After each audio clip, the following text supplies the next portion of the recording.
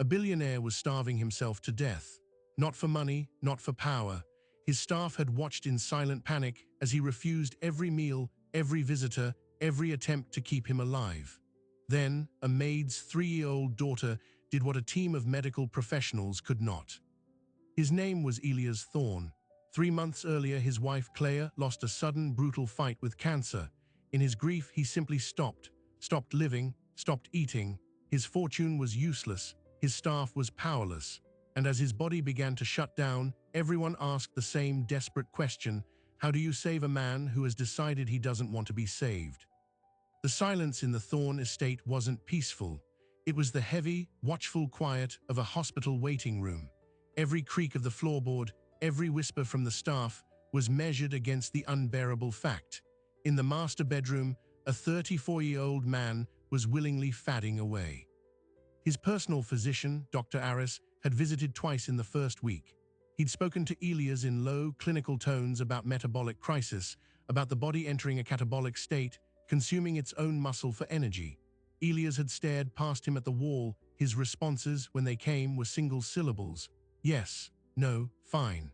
On the second visit, Dr. Aris left a prescription for a high-calorie nutritional supplement. It sat unopened on the bedside table for 3 days before the housekeeper, Rosa, finally removed it. Rosa had worked for the Thornes for 11 years. She had seen Claire pick out the fabrics for the curtains in the sunroom. She had seen Elias, then just a young tech entrepreneur with a frantic energy, turn this house from a showpiece into a home. Now she moved through its 16 rooms like a ghost, polishing surfaces that didn't need it, adjusting paintings that were already straight. Her primary duty had become a grim vigil. 3 times a day, she would prepare a tray. Not the elaborate meals the estate's chef, Marcel, could produce, but simple, comforting things: a clear broth, a slice of toast, a small bowl of applesauce. She would carry it up the grand staircase, her footsteps echoing in the hollow air, and leave it outside the master bedroom door. She would knock softly: "Mr. Thorne, I've left your lunch." Silence. 30 minutes later, she would return to retrieve the untouched tray. The broth would have a congealed film on top. The toast would be cold and brittle. This ritual, performed with a crushing consistency, was the heartbeat of the house. The staff operated under a new, unspoken set of rules. No sudden noises, no music. The grand piano in the living room, which Claire had played, was covered with a sheet. The garden she had designed, a vibrant explosion of roses and lavender, went untended. It was as if the entire property was holding its breath, waiting for a signal that never came. But here's the thing about a crisis: it cannot be paused. The human body is a clock, and Elias Thorne's was running down. After 10 days of consuming little more than sips of water, the physical changes became visible even to the untrained eye. His cheekbones grew sharp under pale skin. The elegant, tailored shirts he still wore from habit hung loose on his frame. His eyes, once a vivid blue, seemed to recede into shadows. The pressure began to build from the outside world. Elias' chief of staff, a relentlessly efficient woman named Diane, started calling the house line daily. Board meetings for his venture capital firm were being postponed. A major philanthropic initiative he and Claire had founded was stalled. Diane's voice, filtered through the phone Rosa answered, was a tight coil of professional concern. "I need to speak with him. It's urgent." Rosa would deliver the messages. Elias would give a faint, dismissive wave of his hand. The real turning point, the moment the domestic tragedy became a medical emergency, came on a Thursday afternoon. Dr. Aris made his 3rd visit. This time, he didn't just speak to Elias. He examined him. He took his vitals in the dim room. When he came downstairs, his face was ashen. He gathered Rosa and Marcel in the kitchen, a room that felt absurdly large and empty. "His blood pressure is dangerously low," Dr. Aris said, his voice stripped of its usual bedside manner. "His heart rate is arrhythmic. He's dehydrating, and he's beginning to experience muscle wasting. This is no longer grief, Rosa. This is his body starting to shut down. If he doesn't take in nutrients soon, we're looking at organ failure. I will have no choice but to admit him to the hospital for forced feeding." The word hung in the air, forced asterisk. It sounded violent, a final, humiliating surrender of control. "He will refuse to go," Rosa said quietly. "Then he will die here, Dr. Aris replied, not unkindly but with finality, and soon. That night Rosa didn't sleep. She sat in her small, tidy apartment 20 minutes from the estate, watching her 3-year-old daughter Anya sleep. Anya's father was not in the picture. Rosa's life was a meticulously balanced equation of work, childcare, and survival. The Thorne job was the linchpin that held it all together. The salary was generous, the health insurance crucial. But it was more than that. Claire had been kind to her, had insisted on giving her paid maternity leave, had bought Anya her first stuffed animal, a worn elephant named Peanut. Rosa felt a responsibility that went beyond employment. She felt she was failing Claire by being unable to reach the man she left behind. The next morning, she made a decision born of pure desperation. Her usual babysitter had fallen through. Again, instead of calling out, she bundled Anya into the car with a bag of toys and snacks. "You have to be very, very quiet today, my love," she whispered. "We're going to work, and you must stay in the little room by the kitchen. No wandering." "Promise," Anya, clutching Peanut, nodded with solemn 3-year-old gravity. Rosa created a nest for her in the staff's break room, a small space with a table, a couch, and a tiny window. She gave Anya crayons and paper. For the first few hours, it worked. The house absorbed the presence of the child without comment. Marcel even brought her a small bowl of berries, which she ate with intense focus. But the main drama continued unabated upstairs. That afternoon, Dr. Aris sent a private nurse. Her name was Sarah, and she had 20 years of experience in palliative and critical care. She was hired for a single, brutal task: get Elias Thorne to eat. She was armed not with sentiment, but with science. She replaced Rosa's tray with a clinically precise array of nutrient gels, fortified shakes, and electrolyte solutions. She entered the bedroom without knocking, her demeanor professional and firm. "Mr. Thorne, my name is Sarah. I'm here to help you. We need to get some nutrition into you. Let's start with this. It's vanilla-flavored." Elias, who was sitting in a chair by the window staring at the neglected garden, didn't turn. "No. It's not a request, sir. Your body is in crisis. Leave." Sarah tried for 45 minutes. She used logic. She used gentle pressure. She even tried a measure of tough love. "Your wife would not want this for you." At that, he finally looked at her. The look was so full of desolate, unbearable anguish that Sarah, the seasoned professional, took a step back. She left the room, the full supplement shake untouched on the tray. She found Rosa downstairs. "I can't help him," Sarah said, her confidence shaken. "He's walled off. It's a psychological barrier no amount of clinical training can breach. You need a psychiatrist, not a nurse." She collected her bag. "I'm sorry, I'll send my report to Dr. Aris." Her car had barely left the driveway when Rosa heard the sound from upstairs. It was a tray being shoved violently, the clatter of porcelain against the hardwood floor, a cup rolling. Then, a sound that was worse than the silence, a raw, broken sob, choked off almost immediately. It was the first real emotion anyone had heard from that room in weeks. It wasn't a sign of life. It was the sound of the last wall cracking. Rosa stood frozen at the bottom of the stairs, her cleaning rag clenched in her hand. Marcel stood in the doorway to the kitchen, his face grim. The final, professional lifeline had just quit. The doctor's ultimatum echoed in the quiet house: organ failure, soon. And then a small hand slipped into Rosa's. She looked down. Anya had wandered out of the break room. She had heard the crash. Her big, dark eyes were wide, looking up the curved staircase toward the source of the terrible sound. "Mama," she whispered, "who's crying?" Rosa looked at her daughter. She looked at the staircase. She looked at Marcel, who gave a slow, helpless shake of his head. Every protocol, every rule of professionalism screamed at her to take Anya back to the break room, to shield her from this adult despair. But the protocols had all failed. The professionals had all left. And a man was dying alone in a room upstairs. Rosa knelt down. She didn't know what she was doing. She was operating on an instinct far deeper than reason. She took the bowl of simple chicken soup Marcel had been keeping warm on the stove, the soup he'd made for Anya's lunch. She placed it carefully into her daughter's small hands. "Anya," she said, her voice trembling, "the man upstairs is very, very sad. He's so sad he's forgotten how to eat. Would you take this to him? Just sit with him. Don't say anything, just sit. Anya looked at the bowl, then back at her mother's face. She nodded, her tiny fingers tightening around the warm porcelain. Without another word, she turned and began the long, slow climb up the massive staircase, each step a tremendous effort for her little legs, the bowl held out before her like an offering.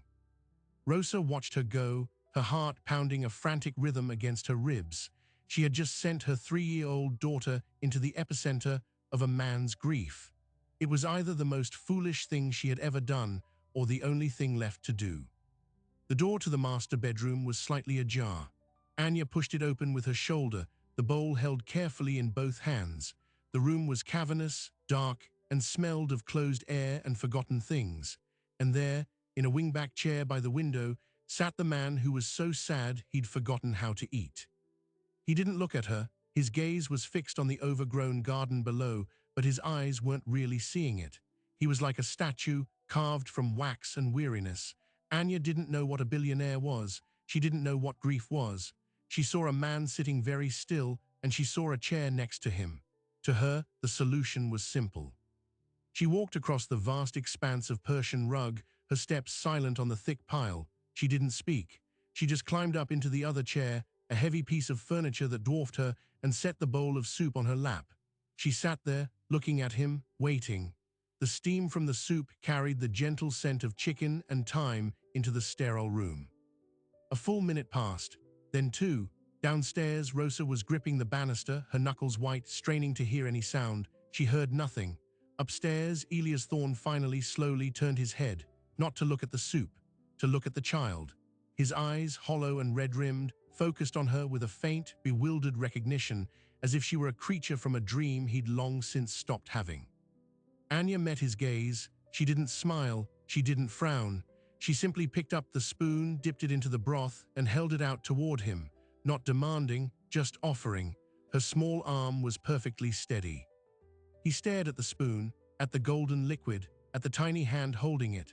The clinical shakes, the nutrient gels, the logical arguments from Dr. Aris, they had all been demands, transactions. This was not a transaction. This was a 3-year-old sitting in silence, holding out a spoon of soup. There was no language in it he had to defend against, no pity to recoil from. His own hand, pale and trembling slightly, rose from the arm of the chair. It moved as if through deep water. His fingers closed around the spoon handle, his touch featherlight over Anya's. He didn't take it from her. He simply guided it, with her hand still on it, toward his own mouth. He took the spoonful. It was just broth, a few milliliters of warm, salty liquid, but in that silent room, it was an earthquake. He swallowed, and then something even more extraordinary happened. A single tear escaped the corner of his eye and traced a path down his gaunt cheek. It was not a sob. It was a quiet leak from a reservoir that had been sealed shut for months. Anya watched it roll down his face. Without a word, she set the bowl down on the small table between their chairs. She wriggled off her seat, walked over to him, and used the sleeve of her pink dress to wipe his cheek. It was a practical, gentle gesture, the same one Rosa used on her when she cried. Then she climbed back into her chair, picked up the bowl, and held out another spoonful. He took 4 more spoonfuls. Each one seemed to require immense effort, not physically, but emotionally, as if he were relearning a basic human ritual. After the 5th, he turned his head away, closing his eyes. He was done, but he had eaten. Anya didn't push. She simply put the spoon back in the half-empty bowl, climbed down, and walked to the door. She looked back once, her curly hair framing her serious face. "Bye," she whispered, and then she was gone, padding back down the hallway. Rosa, who had crept halfway up the stairs, saw her daughter emerge. She scooped her up, heart hammering. "What happened, baby? What did you do?" Anya, now suddenly shy, buried her face in Rosa's neck. "He was sad. I gave him soup." "Did he eat it?" A small nod against her shoulder. Rosa carried Anya downstairs, her mind reeling. Marcel was waiting, his face a question. Rosa just nodded, tears springing to her own eyes. It was a victory so small, so fragile, it felt like holding a soap bubble. But it was something. For the first time in weeks, something had changed. But here's the thing about breaking a seal: the pressure doesn't vanish, it finds new cracks. That evening, Dr. Aris called, having received the nurse's grim report. "Rosa, I'm sending an ambulance tomorrow morning. We are out of time. He needs to be in the hospital on a feeding tube. I've made the arrangements." Rosa protested, her voice tight. "But doctor, today he ate. Just a little, but he ate." There was a stunned silence on the line. "What? How?" "My daughter, she took him some soup." Another pause, longer this time. "Rosa, that's not a treatment. That's a momentary anomaly. His electrolytes are dangerously imbalanced. His organ function is at risk. A few spoonfuls of soup won't reverse that. The ambulance will be there at 9 a.m. The line went dead. The clock was now visible, its ticking loud in the silent house. They had one night to prove that a child's instinct could do what medicine demanded. Rosa made a decision that defied every rule. She didn't go home. She asked Marcel to stay. She set up a makeshift bed for Anya on the break room couch. "We are staying here tonight," she told her sleepy daughter. She didn't know why, only that leaving felt like abandoning a post in a battle that had just seen its first, tiny spark of hope. As night fell, the house felt different. The silence was no longer just heavy, it was watchful. Rosa took a tray up at 7 p.m. She didn't leave it outside. Heart in her throat, she knocked and entered. Elias was back in the chair, in the dark, the empty soup bowl still on the side table. "I brought dinner, Mr. Thorne," she said softly, her voice barely above a whisper. He didn't respond, but as she set the tray down, another simple broth, some soft bread, he didn't tell her to leave, he just stared at his hands. Rosa took it as permission. She retreated, leaving the door open a few inches. 20 minutes later, she heard a sound, a faint, shuffling step. Peering up the stairs, she saw a sliver of light from the master bedroom fall into the hall. Then, the shadow of a man, moving slowly, unsteadily. Elias Thorne had left his room for the first time in days. He didn't go far. He walked to the top of the staircase and stood there, looking down into the dark foyer, one hand gripping the banister for support. He stood there for a long time, a silhouette of profound loneliness, before turning and shuffling back to his room. It was not a recovery, it was a reconnaissance, a testing of the boundaries of a prison he had built for himself. The next morning, chaos arrived in the form of a polished black ambulance and 2 efficient paramedics. Dr. Aris was with them, his expression one of grim resolve. They were met at the door by Rosa, who stood her ground in the doorway. "He ate last night, doctor, a few bites of bread. He left his room." Dr. Aris sighed. "Rosa, please, you're not helping him by delaying this. Step aside." "Just give him today," she pleaded, her voice breaking. "Give him until this evening. Let me try something." Before Dr. Aris could answer, a small voice came from behind Rosa. "Is the sad man leaving?" Anya, holding Peanut the elephant, had come to see the commotion. She looked at the ambulance, then up at the tall doctor with his serious bag. Dr. Aris looked from the determined housekeeper to the innocent child, and something in his clinical facade wavered. He had seen the blood work. He knew the numbers, but he had also, decades ago, been a young doctor who believed in miracles. He rubbed his forehead. "Until 6 p.m., he said, his voice low. "If he hasn't consumed a clinically significant amount of nutrition and hydration by then, we transport him. No more arguments." He turned to the paramedics. "We'll wait in the vehicle." The reprieve was terrifying. It was a 9-hour deadline. Rosa now had to engineer a miracle with a toddler as her chief intervention. She had no plan, only a desperate belief in the connection she had seen spark the day before. She didn't send Anya up alone this time. At lunch, she prepared 2 trays, one small, one regular. She took Anya's hand. "Come on, sweetheart, let's go see if the sad man is hungry." Together, they climbed the stairs. This time, Rosa knocked and entered with Anya hiding behind her legs. The room was brighter. Elias had opened the curtains. He was in the same chair, but he was looking at the garden with a slightly more present expression. "Lunchtime, Mr. Thorne," Rosa said, her voice carefully neutral. She set the large tray on the table. Then she set the small tray on the ottoman in front of Anya, who had settled cross-legged on the floor. It was a silent, powerful suggestion. "We are all eating." Anya picked up her small sandwich and took a big bite, chewing enthusiastically. She looked at Elias, then at his untouched tray, her expression plain, "Your turn." The standoff lasted for 3 minutes. The only sound was Anya's munching. Then, moving with that same slow, underwater effort, Elias reached forward. He didn't touch the sandwich or the soup. He picked up a single grape from the fruit bowl on his tray. He put it in his mouth. He ate it.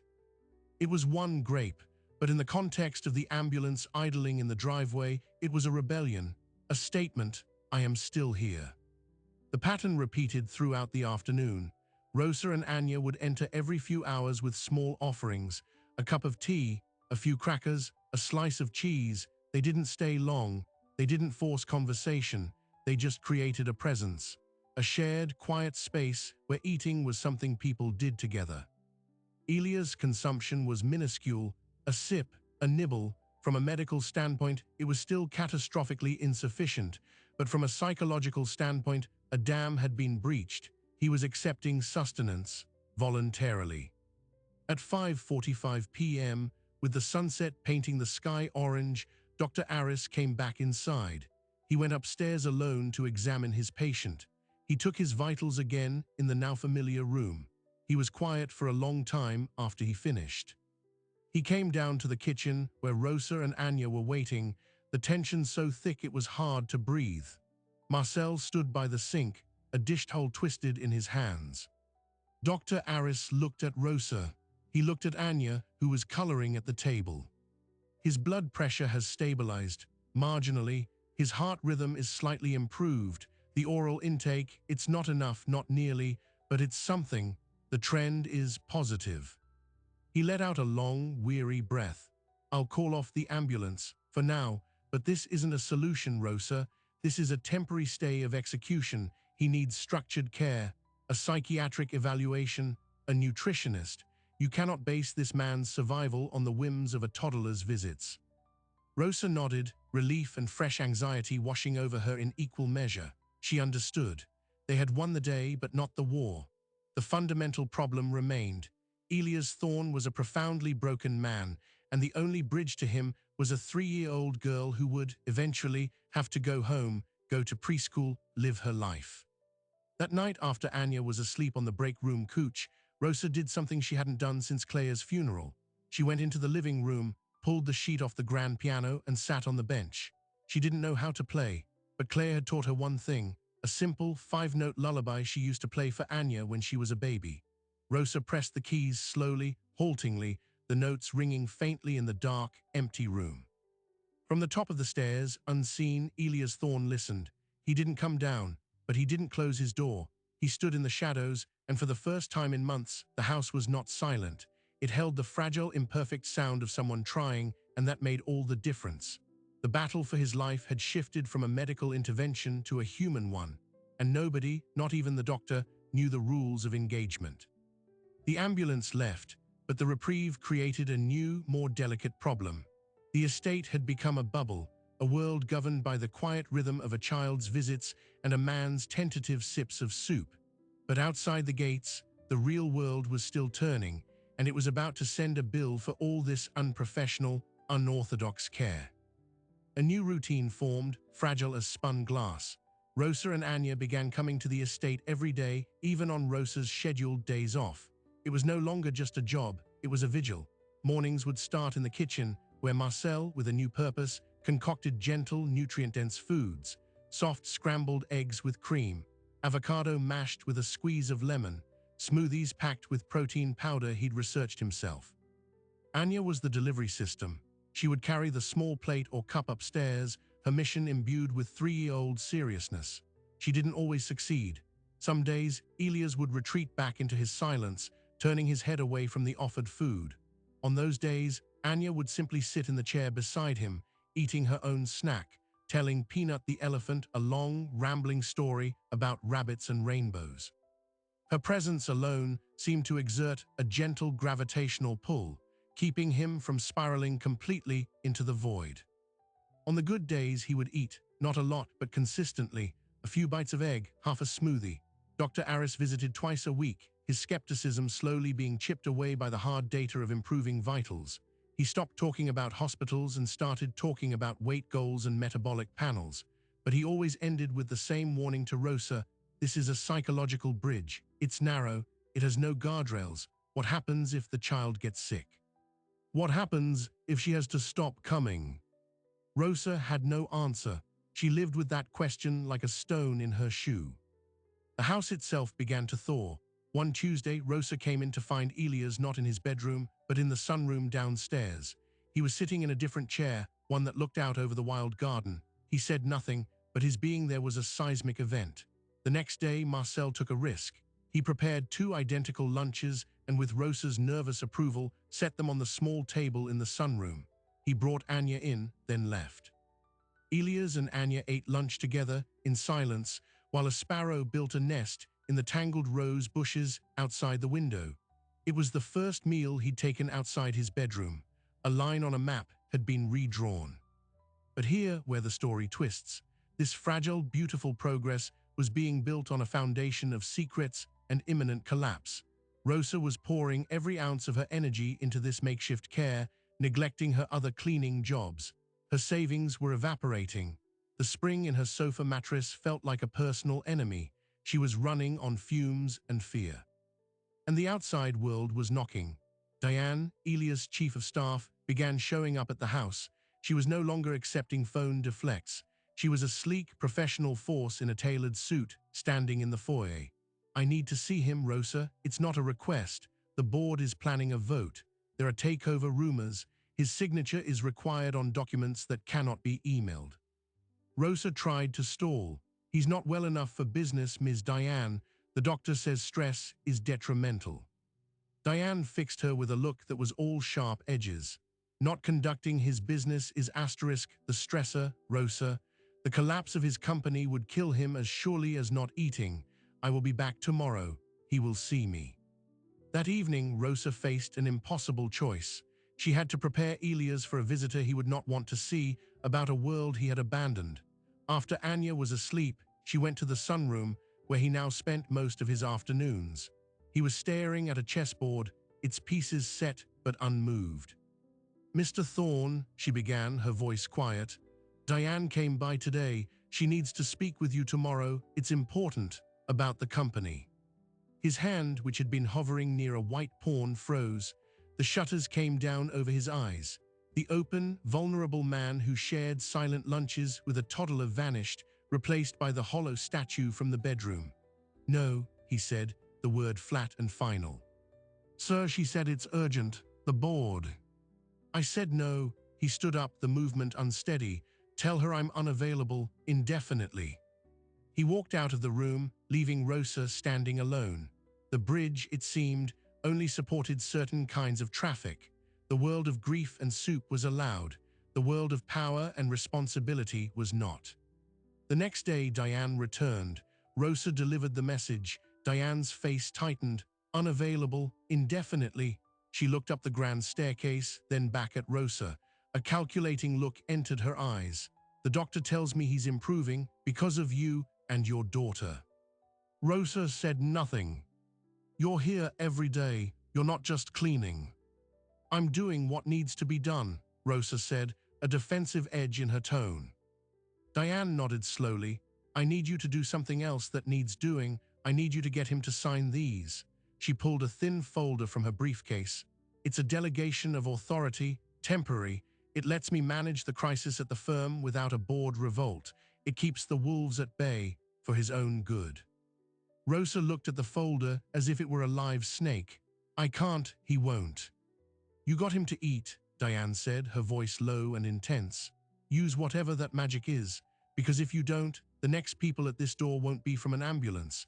They'll be from the bankruptcy court, and they will not care if he's sad. They will cart him out of here and sell this house and everything in it, including that piano your daughter likes to plink at." The threat was real, cold, and transactional. Rosa felt the ground shift beneath her. She was no longer just fighting grief. She was fighting the ecosystem that grief had destabilized. She took the folder, her hands numb. For 2 days, it sat on her kitchen counter, a symbol of her impossible position. How could she, the housekeeper, present legal documents to her reclusive billionaire employer. How could she not, if the alternative was his total ruin? The crisis arrived from an unexpected direction. Anya caught a cold, a simple, sniffly toddler cold, but it meant she couldn't go to the estate. She was feverish, needy, and miserable at home. Rosa called Marcel, explaining she'd be out for a day or two. The effect on Elias was immediate and terrifying. Marcel reported that on the first day, Elias refused all food brought to his room. He sat by the window, asking no questions, but his posture was one of profound abandonment. On the second day, he didn't come out of his bedroom at all. The progress of weeks seemed to be unraveling in hours. Rosa, tending to a cranky Anya, felt the panic rise. Dr. Aris's warning echoed in her mind. What happens if the child gets sick? She was watching it happen in real time. The bridge wasn't just narrow, it was dependent on a single, small, vulnerable person. On the third morning, Anya's fever broke. She was still clingy and stuffed up, but she asked for Marcel's berries. Rosa, desperate, made another choice. She bundled Anya up, brought her to the estate, and set her up on the sunroom couch with blankets and peanut. "We're just visiting," she told her. "You rest here." The change in the house's atmosphere was instant. It was as if a missing frequency had been restored. Within an hour, Elias emerged from his room. He didn't go to the sunroom, but he stood at the doorway, looking in at the sleepy child on the couch. He then went to the kitchen, where Marcel silently handed him a glass of the fortified juice. He drank it, leaning against the counter, his eyes distant but present. The dependence was absolute, and it scared Rosa more than anything. It was unhealthy, unsustainable. She was propping up one life with the fragile well-being of another. That afternoon, fortified by the juice and the subconscious knowledge that Anya was in the house, Elias did something remarkable. He asked Rosa a question. His voice was rough from disuse. "Is she all right?" "The child." Rosa, who was wiping down the counter, nearly dropped the cloth. She has a cold, sir. She'll be fine." He nodded, absorbing this. Then he said, "The garden is a mess." Rosa blinked. "Yes, sir, it is." "Claire would hate it," he said, and the mention of his wife's name was not a flinch, but a simple, sad fact. I could contact the landscapers," Rosa ventured. "No," he said, then after a long pause, "maybe we could clear some of it later." It was the most profound word he had uttered in months. It implied a future, a shared activity. Rosa just nodded, afraid to break the spell. But the spell was already being broken from the outside.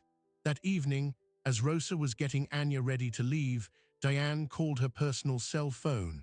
Rosa never gave out that number. "The board meeting is moved up," Diane said, no preamble. "They're voting in 72 hours. If I don't have that signed authority by 5 p.m. tomorrow, they will vote to remove him as chairman and CEO. It will be in the press. It will be a massacre. Do you understand?" Rosa understood. The wolves weren't just at the door, they were picking the lock. The delicate world of soup and sunrooms was about to be obliterated by the harsh, public world of finance and failure. That night, Rosa didn't sleep. She looked at the folder on her counter. She looked at her sleeping daughter. She thought of Elias, finally talking about the garden. She thought of Claire, who had been kind to her. She was trapped in a maze of conflicting loyalties, each path leading to a different kind of ruin. The next morning, she went to the estate early, alone, leaving Anya with a trusted neighbor for a few hours. She had the folder in her bag. Her plan was non-existent. She would have to wing the most important conversation of her life. She found Elias in the sunroom, as expected. He was looking at the chessboard again. She took a deep, shaky breath, pulled the folder out, and set it on the table beside the board. "Mr. Thorne," she said, her voice trembling, "Diane gave me this. She says you need to sign it, to protect your company, to protect all of this." She gestured vaguely at the room, the house, the fragile piece. He looked at the folder, then up at her. His gaze was clear, and in it, she saw not anger, but a deep, weary understanding.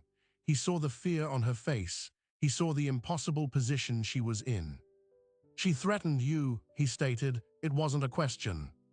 Rosa nodded, tears welling. "She said they'll take everything, the house, everything." Elias was silent for a long minute.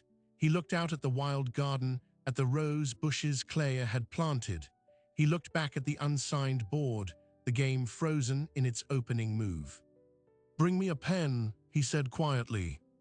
Rosa's heart leapt, but it was a leap into a void. Was this surrender, or was it strategy? She fetched a pen from the study.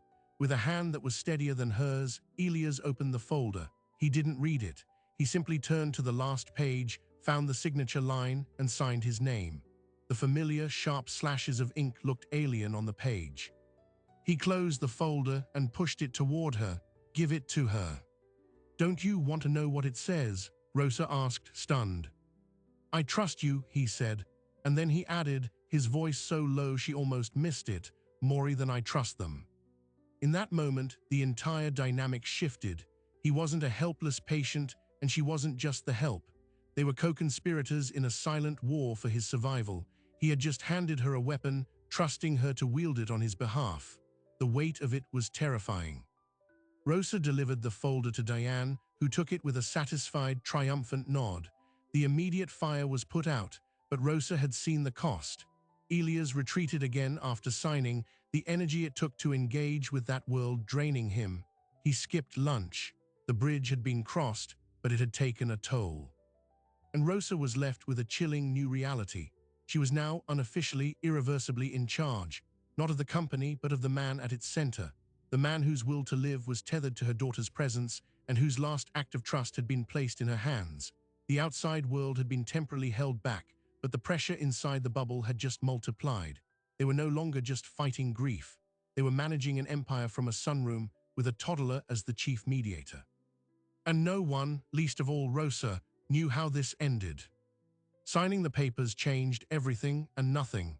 The immediate threat to his empire receded, but the act had cost Elias.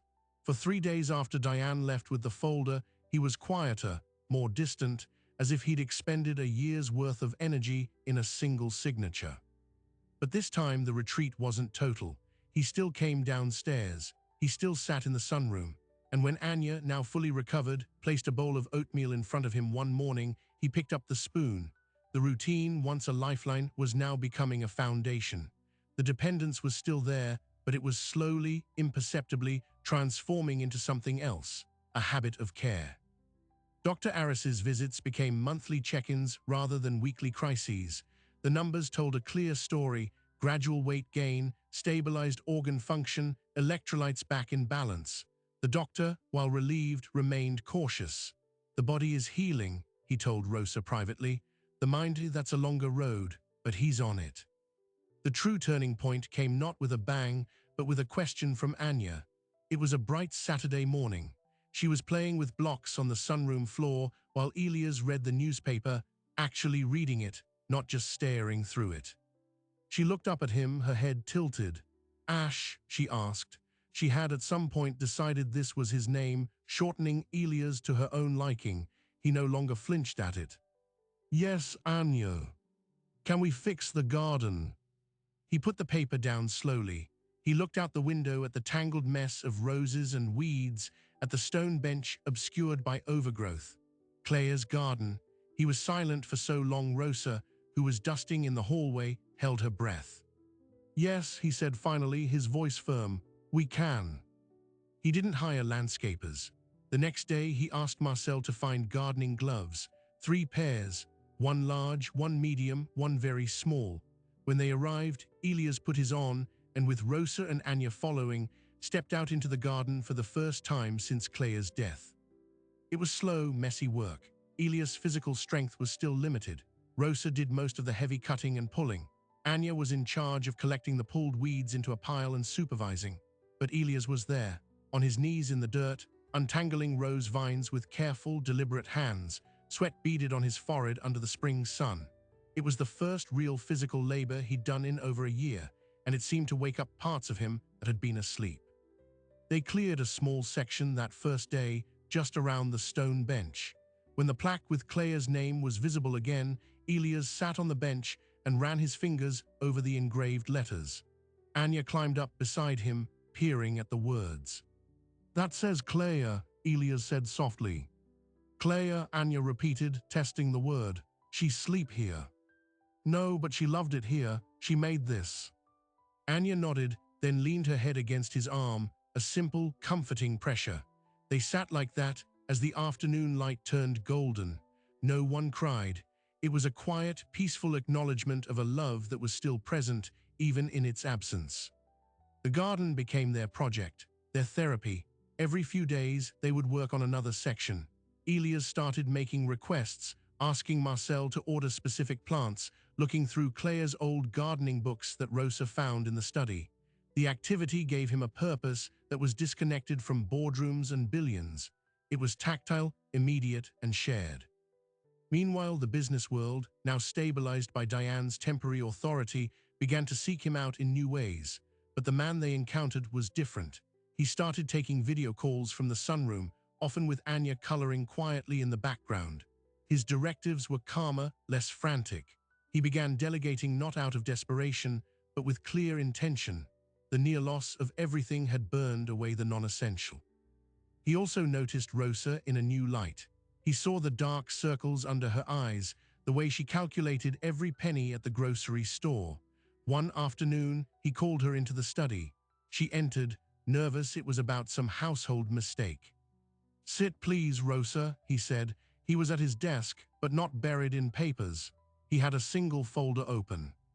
"I've been negligent," he began, his tone matter of fact.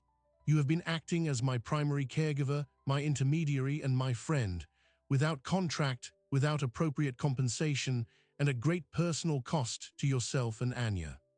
Rosa started to protest, but he held up a hand. "This is not a kindness, it is a debt. Effective immediately, your salary is tripled. You will receive a formal title house manager with full benefits.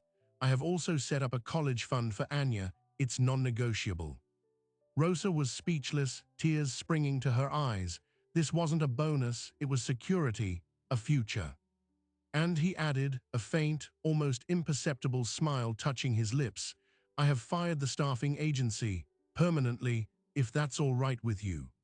She could only nod, wiping her eyes. The relationship shifted into something stable, professional, yet deeply familial. Anya had her chair at the dining table, now used regularly for family meals. Elias began to teach her chess, their games lasting days, with him explaining moves in simple terms. She called him Ash in front of his business associates on video calls, and he would simply smile and continue talking. The final hurdle was the public world. A charity gala for the foundation he and Claire had founded was approaching. Diane gently, persistently, suggested he make an appearance, a sign of stability. For weeks, he said no. The idea of putting on a tuxedo, of smiling for cameras, of being seen felt like a violation of the quiet world he'd built. But then he thought of Claire, who had loved that gala, who had believed in the work. He thought of the foundation's potential to help others facing the kind of brutal loss they had endured. On the night of the event, Rosa helped him with his tie. Anya, in a sparkly dress, pronounced him very shiny. He went alone. The photos that surfaced online showed a thinner, older-looking Elias Thorne, but one who stood straight. His smile was small, not the dazzling grin from his wedding photo, but it was genuine. He spoke for 5 minutes about Claire, about grief, and about the stubborn, necessary work of rebuilding. He did not mention a housekeeper or a toddler, but those who knew him well saw a calm in his eyes that hadn't been there before. He came home late, exhausted, and went straight to the garden. Rosa, waiting up, found him there sitting on the stone bench. He wasn't sad, he was contemplative. "It was hard," he said to the darkness, "but it was okay." That was the verdict. It was okay. He had survived the outside world. He had come back to the sanctuary he was building, and it was enough. Time began to move in a normal rhythm. Seasons changed. The garden bloomed spectacularly, a tribute completed. Anya started preschool part-time, her world expanding beyond the estate walls.